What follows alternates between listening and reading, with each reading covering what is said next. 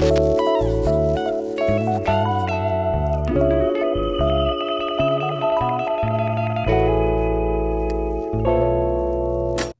everyone, welcome to episode 2 of my analog mastering chain rundown video series. So today we're going to be taking a look at my Stam Audio SA4000Mk3. I've got the Fairchild mod for it. So we're going to do a brief overview of the unit, take a look at it, and then we'll get into a sound demo of all the various controls and just dialing in a quick sort of usable master setting and an example track. We've got a UK garage track to demo the unit out with today by Tova Brown. I'm actually about to trade in this unit, so I wanted to document it before I got rid of it. I have loved it, but we'll get into why I'm getting rid of it later. Alright, so here's the unit. The SA4000Mk3 is a recreation of two iconic bus compressors found in the center section of the legendary G and E series SSL Oxford consoles. To achieve the sound, Stam designed their own version of the DBX202C VCA gold cans found on the Oxford consoles from the 80s, which imparted a unique coloration and rich harmonic distortion responsible for giving the 4K compressors their famous glue and character. After the DBX cans, capacitors have the biggest impact on the overall sound of a 4000 bus compressor. This unit specifically uses ones by SA4000Mk3, which present a wider frequency response and help give the best possible stereo image. The unit has 5 ratio settings, release settings, and a 5-position high-pass filter, alongside a true stereo sidechain, a mix blend knob, of course a bypass switch, and gain reduction meters as fitted to the classic consoles. Alrighty everyone, welcome to the mastering session. So as previously mentioned, this is a UK garage track by Tova Brown. It's the same track actually on me that I used for the Foot Control System's Clipsat Master video. I figured since these are both kind of dynamics-based processors, I wanted to use the same source material, and this is just a great mix. So big shout out to Tova and her record label Big Drum Records for letting me use this track for this demo. So before we get into demoing the various controls of the compressor itself, let's talk about the transformer stage here. So when I got this unit, I opted to get the Fairchild mod. You could either choose that or the Neve or API. I call it British or American. But essentially, it's just an optional output stage where you can go through various transformers, or in this case, transformers and tubes with the Fairchild, and it gives a certain coloration to the sound. You might remember from my video on the T-Garden Audio Magic Pre I have, I'm a big fan of, using transformers to color sounds. So I opted for the Fairchild because I already had Neve and API options in my arsenal. So the Fairchild mod itself uses 2 custom US-made HS52 replica output transformers, which are as used on the Fairchild 670 and 660 on the output stage. And alongside that, it has 4 6B-A6 tubes, which are also used on the Stamchild 670, so their clone of it. Which is really interesting. It adds a cool harmonic thing and something to the low end, which you'll hear now. So let's go ahead and play the mix and take it in and out a few times. So when you see this light up, that means the transformers are in.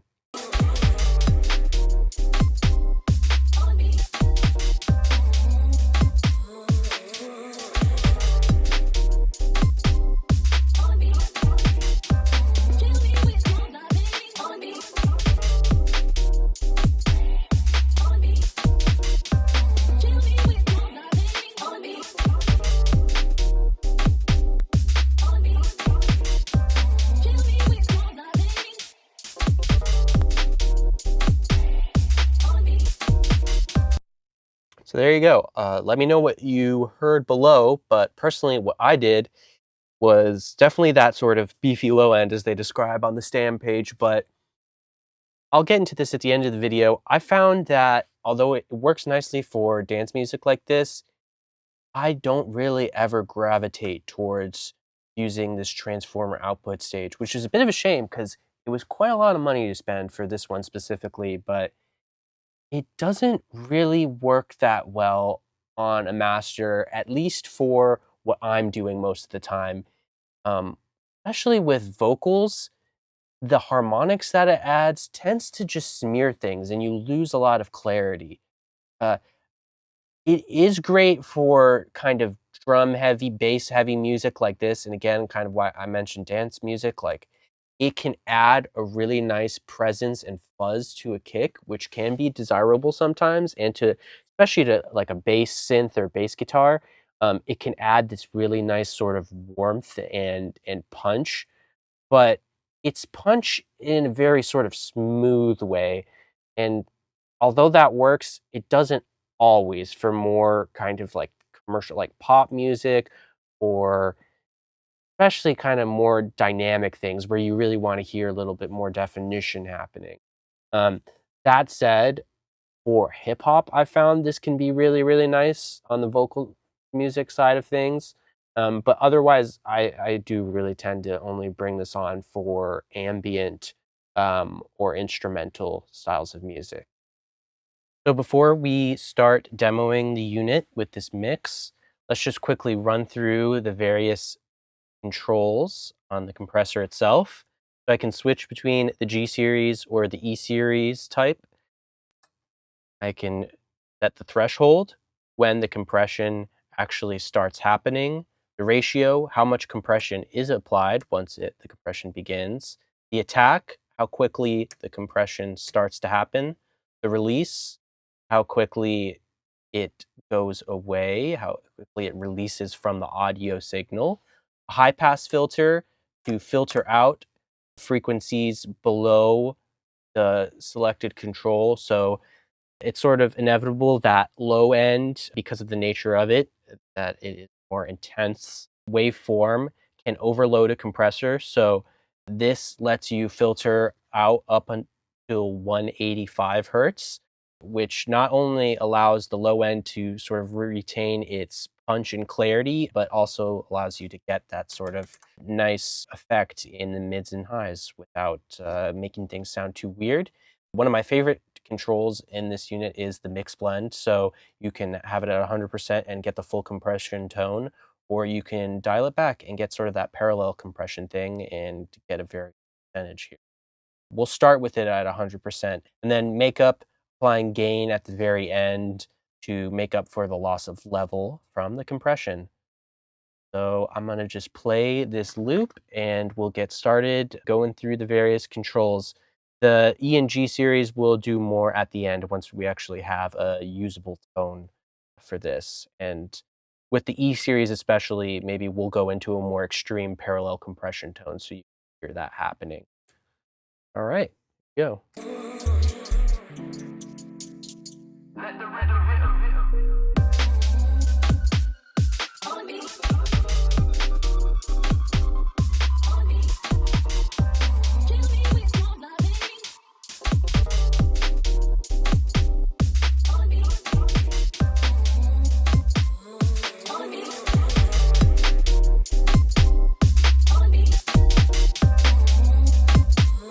Out.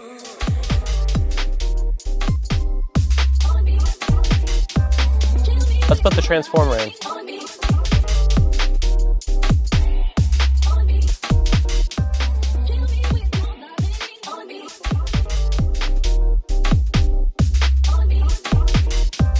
Let's do something dumb here.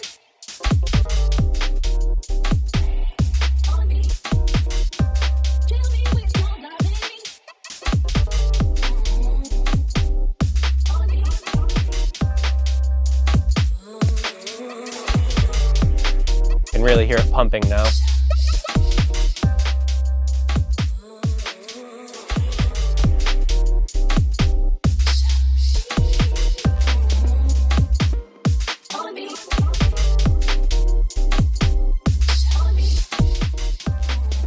All right, let's move into the E series.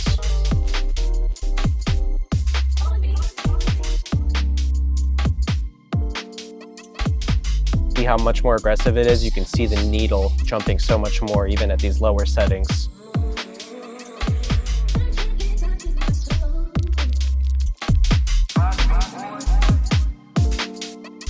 Out. Now let's switch.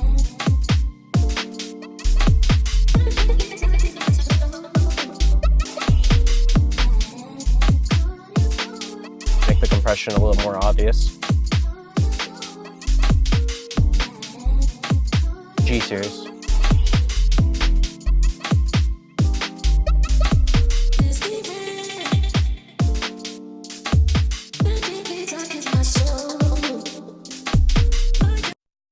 All right, so that's sort of some basic dialing in of the unit.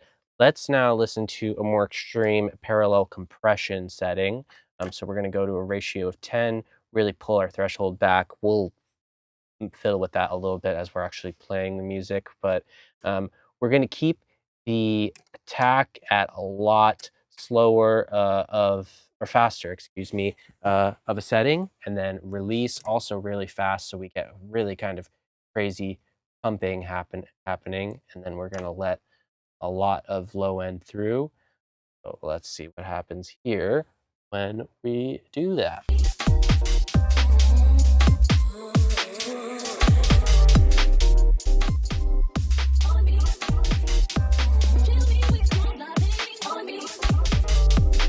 Okay, let's blend it in now.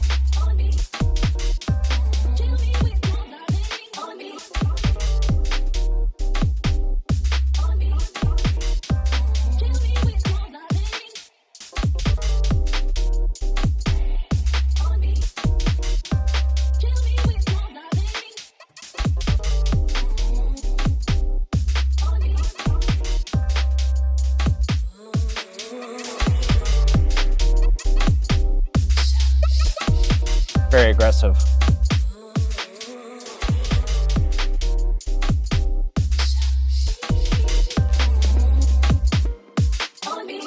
Let's just hear that on G series. Watch how the needle changes. See that? Now let's dial in something I'd actually use.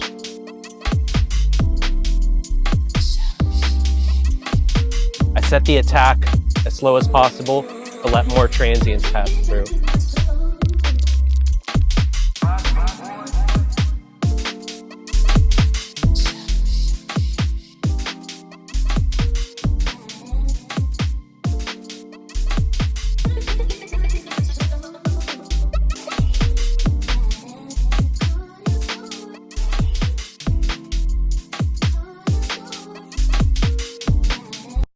So you can hear what I ended up settling on is something with a lot slower of attack, in fact, the slowest attack possible, and then a more of the auto release. Again, this just is a little bit more transparent of a setting and allows for a subtle increase in level and punch while enhancing details and not sounding too pumpy, which is what I found I usually prefer from a mastering standpoint. I don't usually use the E series and do a more insane parallel compression. I will sometimes do a more intense compression with the G series and, you know, have my mix blend set a little bit more subtly. But so there you have it. There's a little kind of brief demo of the compressor. Definitely a lot of great tones.